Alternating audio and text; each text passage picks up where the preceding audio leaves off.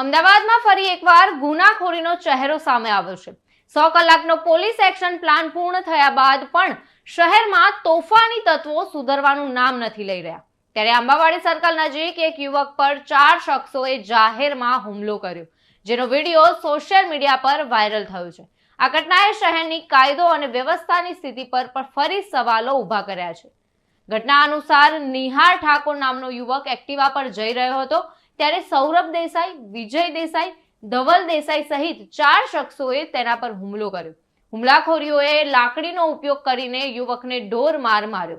આ સમગ્ર ઘટના નજીકના સીસીટીવી કેમેરામાં કેદ થઈ ગઈ, જેનો વિડીયો હવે સામે આવ્યો છે। વાયરલ થયેલા વિડીયોમાં હુમલાખોરો બેફામ રીતે યુવકને મારતા જોવા મળે છે, જે શહેરની સુરક્ષા વ્યવસ્થા પર ગંભીર પ્રશ્નો ઊભા કરે છે।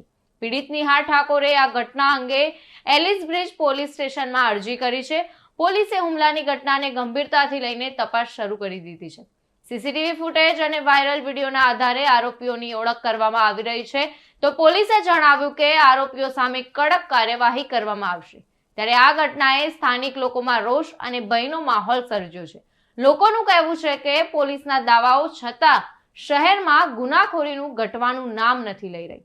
આ પહેલા પણ અમદાવાદમાં આવી ઘટનાઓ સામે આવી ચૂકી છે, પરંતુ આ વખતે જાહેરમાં થયેલા હુમલાએ ફરી એકવાર પોલીસની કામગીરી પર સવાલો ઊભા કર્યા છે। તો હાલ પોલીસ આ મામલે વધુ તપાસ કરી રહી છે અને આરોપીઓને પકડવા માટે ઝડપી કાર્યવાહી કરવાની ખાતરી આપી છે। ત્યારે બીજી તરફ આ ઘટનાનો વિડીયો સોશિયલ મીડિયા પર ઝડપથી ફેલાઈ રહ્યો છે, જેના કારણે લોકોમાં ચર્ચાનો વિષય બની ગયો છે।